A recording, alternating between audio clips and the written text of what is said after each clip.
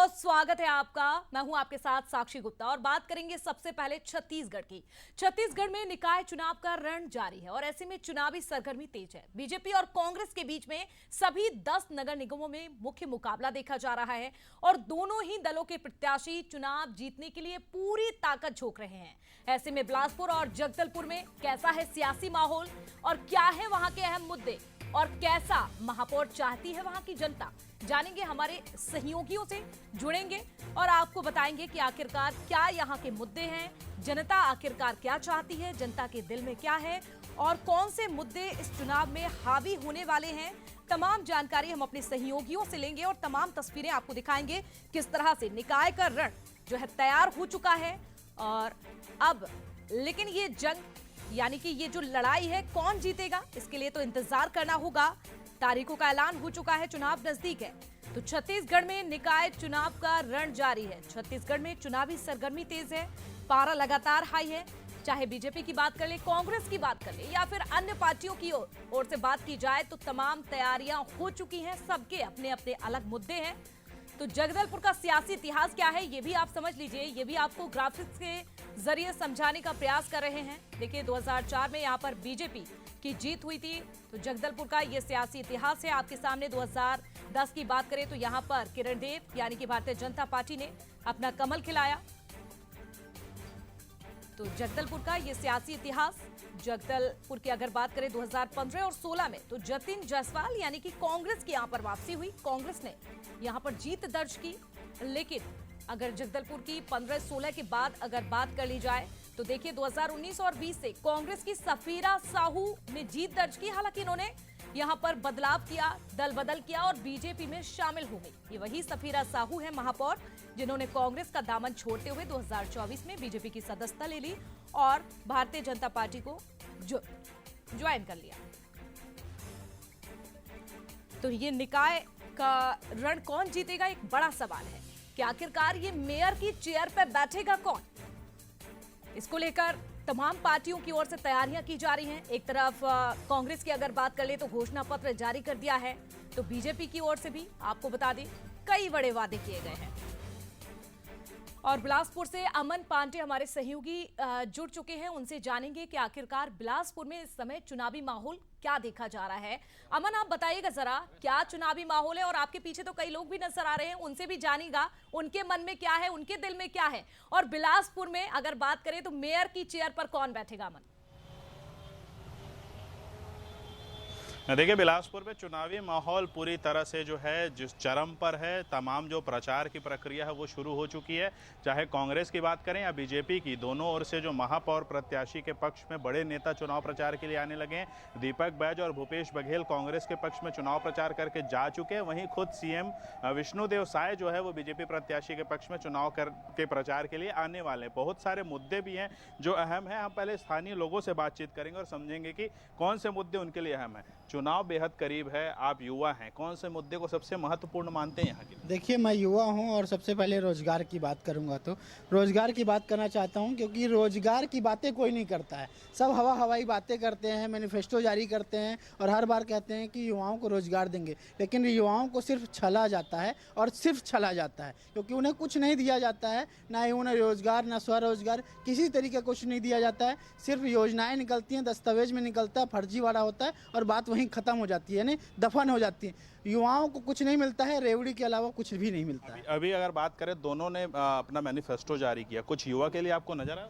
देखिए युवाओं के लिए मैनिफेस्टो में ये जारी किया है, मैं दोनों का भाजपा और कांग्रेस और आप पार्टी का इवन मैंने एनालिसिस किया है, लेकिन सभी पार्टियों से मैं ये पूछना चाहता हूँ कि ये जो युवाओं को हमेशा, मैं पिछले 15 साल से चुनाव देख रहा हूं और हर पंचवर्षीय में ये यही कहते हैं कि हम युवाओं को रोजगार देंगे, लेकिन रोजगार के नाम पे मेरे जानकारी में किसी को रोजगार नहीं मिलता है।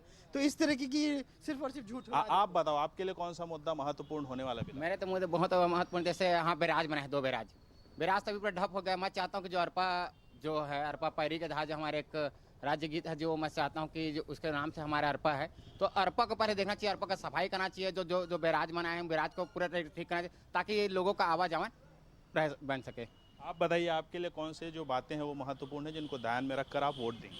देखिए मेन मुद्दा यहाँ जितने भी नगर निगम में शामिल किया किए गए जो गांव हैं वहाँ उस तरह विकास नहीं हुआ है। जिस तरह से पिछले चुनाव के दौरान जब उसे शामिल किया गया था तो वादे किए गए थे कि यहाँ इसे शहर में जिस तरह से विकास हो रहा है उसी गति से यहाँ भी विकास किया जाएगा, लेकिन वहाँ आज भी गांव जैसी स्थिति बनी हुई है। इस पर विशेष रूप से ध्यान देना चाहिए। जैसे मोपका का जो एरिया हो गया है, बिरकोना और ये मंगला, वहाँ वैसा विकास हो नहीं पाया है, उस पर ध्यान देना चाहिए। और युवाओं के लिहाज से मैं बात करूं तो शहर के अंदर जिस तरह से डेवलप किया गया है रिवर व्यू और नए रिवर व्यू साइट को, उसी तरह से अरपा नदी को भी साफ करना चाहिए, क्योंकि अरपा नदी में आप जाएंगे तो आप वहाँ पानी में आप हाथ नहीं लगा सकते हैं। इस तरह वहाँ गंदगी जो है वो पसरी हुई है, तो इस पर विशेष रूप से ध्यान देना चाहिए, ताकि ये मुद्दा जो है वो हर चुनाव के दौरान कहा जाता है कि ये मुद्दा का हल किया जाएगा, लेकिन समाधान निकल कर सामने नहीं आता है। तो ये एक बड़ा मुद्दा है इस चुनाव के लिए।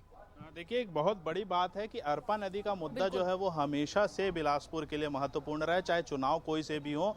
अरपा के संरक्षण और संवर्धन की बात हर पार्टी करती है, लेकिन जैसे ही चुनाव पूरे होते हैं अरपा की स्थिति जस की तस हो जाती है। और इसी तरह से अभी भी अगर हम बात करें तो बिलासपुर में अरपा जो है ये उनके मुद्दे हैं, और कहते हैं कि निकाय चुनाव होता ही जमीनी मुद्दों से जुड़ा हुआ है। जनता के दिल में क्या है, मन में क्या है, ये तो हमने इनसे जाना।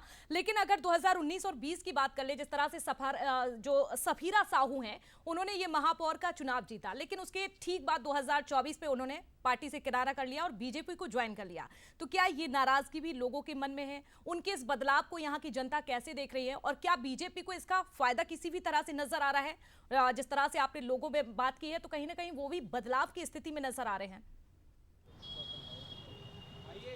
देखिए, 2019 में जो चुनाव हुए थे उसमें अप्रत्यक्ष चुनाव प्रणाली में रामशरण यादव बिलासपुर नगर निगम के महापौर बने थे और अभी भी वो कांग्रेस पार्टी में ही है। लेकिन पूरे कार्यकाल के दौरान उनकी जो उनसे जब भी बातचीत की गई शहर के विकास में, तो उन्होंने एक हमेशा ये बात कही है कि जो स्मार्ट सिटी परियोजना है उसके तहत जो काम किए जा रहे हैं, उसकी स्मार्ट सिटी परियोजना और नगर निगम के महापौर का आपसी सामंजस्य नहीं हो पाना, ये उनका बहुत बड़ा मुद्दा रहा था। और उसके कारण उन्होंने हमेशा ये कहा है कि शहर का विकास उस दिशा में सही तरीके से नहीं हो पा रहा है जिस दिशा में उनकी प्लानिंग थी, क्योंकि स्मार्ट सिटी के जो अधिकारी हैं वो उनका साथ नहीं देते। हालांकि उन्होंने जो अपना मैनिफेस्टो निजी तौर पर जारी किया था उसमें बाहरी क्षेत्र जो निगम में शामिल हुए थे वहां पर गार्डन, सड़क, नाली जैसी मूलभूत सुविधाओं की बात की थी उन्होंने, जिसमें से उन्होंने कोशिश भी की। बहुत सारी ऐसी कॉलोनियां जहां पर आउटडोर जिम बन गए हैं, गार्डन बन गए हैं, लेकिन बहुत सारे वार्ड ऐसे भी हैं जहां पर ये विकास का मॉडल पहुंच नहीं पाया है। तो कहीं ना कहीं कांग्रेस के खिलाफ एक जो एंटी इनकम्बेंसी है उसकी स्थिति तो यहाँ निश्चित तौर पर बनी हुई है। लेकिन अगर वर्तमान स्थिति की बात करें तो कांग्रेस और बीजेपी की जो दावेदारी है उसमें पूजा विधानी और जो प्रमोद नायक की लड़ाई है, इसमें एक मुद्दा बहुत उछल कर सामने आया है, असली और नकली का। क्योंकि ओबीसी जातिगत जो समीकरण यहाँ पर बने हुए हैं उसे लेकर कांग्रेस लगातार बीजेपी को घेर रही है और बीजेपी प्रत्याशी के जाति को लेकर हाई कोर्ट में भी अभी वर्तमान में याचिका लगी हुई है। हाई कोर्ट के तक ये मामला जो है वो पहुंच चुका है, जिसमें सुनवाई बहरहाल होनी है। तो इस पूरे मामले में देखें तो अभी बाहरी और असली और नकली का जो मुद्दा है वो बिलासपुर शहर में गरमाया। और उसके अलावा विकास असली और नकली का मुद्दा यहाँ पर हावी हो रहा है और ये बिलासपुर की स्थिति है। और चले जगदलपुर की भी जानकारी लेंगे। जगदलपुर से हमारे साथ बस्तर ब्यूरो चीफ रजत वाजपेयी जुड़ रहे हैं। रजत, बताइएगा आप, निकाय चुनाव तो नजदीक है, लेकिन ये मेयर की चेयर क्या कहती है, कहां आप मौजूद हैं और क्या आप देख पा रहे हैं? ये चुनाव जनता के लिए कितना महत्वपूर्ण है और उनके मन में इस बार क्या है? क्या बदलाव की कोई स्थिति नजर आ रही है? क्या है उनके मन में? देखिए, इस समय हम मेन रोड में मौजूद हैं और पब्लिक का चूंकि चुनाव है तो हम सीधे पब्लिक से ही बात करते हैं। पब्लिक क्या चाहती है, क्या एजेंडे हैं, कौन से ऐसी चीज़ें हैं जो उनको आकर्षित कर रही है। भैया बताओ, निगम का चुनाव है, आपकी एक्सपेक्टेशंस क्या है? देखिए, निगम का चुनाव तो है, सभी दल अपने अपने तरीके से प्रचार कर रहे हैं और अपने अपने वादे कर रहे हैं मतदाताओं से।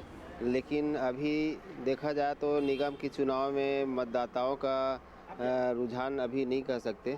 फिर भी सत्ता का जो कॉम्बिनेशन है उसको बनाए रखना चाहेंगे और यही चाहेंगे कि ट्रिपल इंजन की सरकार आए ताकि हमारी जनता के भावनाओं के अनुरूप काम हो सके। तीसरा इंजन लग जाए ताकि जनता के अनुरूप काम हो। भैया, आप तो व्यापार जगत से जुड़े हैं, आपकी क्या अपेक्षाएं हैं? व्यापारियों के लिए क्या होना चाहिए? व्यापारियों के लिए तो काफ़ी सुविधाएं चाहिए यहाँ पे। ना तो पार्किंग की कोई भी व्यवस्था है यहाँ पे और हमेशा ट्रैफिक जाम की स्थिति बने रहती है पूरे शहर में। साफ़ सफाई की व्यवस्था नहीं है, तो ये सब साफ़ सफाई हम चाहते हैं कि अच्छे से हो। सफाई और मल्टी लेवल पार्किंग एक बहुत पुरानी समस्या है, छोटे व्यापारियों की भी कुछ दिक्कतें रहती हैं। भैया बताइए क्या चाहते हैं चुनाव से? सर हम तो ये चाहते हैं कि अगर संजय भी जीत के आते हैं तो केंद्र में सरकार भी उनकी है, राज्य में सरकार भी उनकी है, और यहाँ पे भी सरकार अगर नगर निगम में उनकी रहती है तो क्या काम बहुत फास्ट होगा और साफ सफाई अगर सब अच्छी रहेगी। तीसरा इंजन लगाने की बात कर रहे हैं। भैया बताओ आप क्या चाहते हो, कैसे देख रहे हैं पूरे चुनाव को?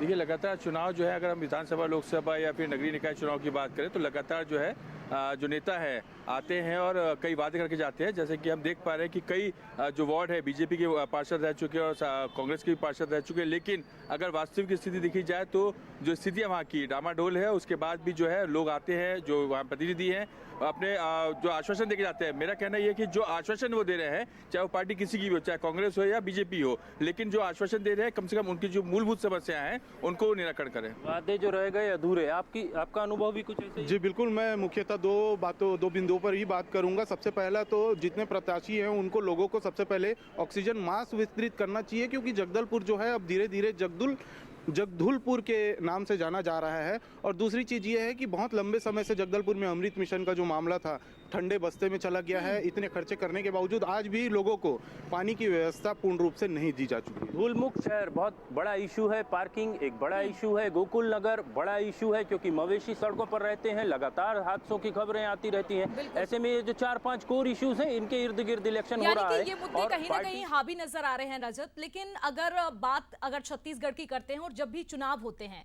नक्सलवाद एक बड़ी समस्या होती है, और ऐसे में चाहे चुनाव आयोग के लिए बात कर लें, ये चुनौतीपूर्ण रहता है शासन प्रशासन के लिए। इसके लिए यहां पर क्या इंतजाम किए जा रहे हैं? जी देखिए, ऐसे बहुत से सेंटर हैं जो राजनीतिक दृष्टि से संवेदनशील माने गए हैं। बस्तर जिले की अगर बात करें तो बस्तर में नक्सलियों का तो अब आंशिक रूप से प्रभाव रह गया है, और जितने जो 104 के करीब मतदान केंद्र हैं उन मतदान केंद्रों में से एक भी ऐसा नहीं जो नक्सल पॉइंट ऑफ व्यू से संवेदनशील माना गया हो।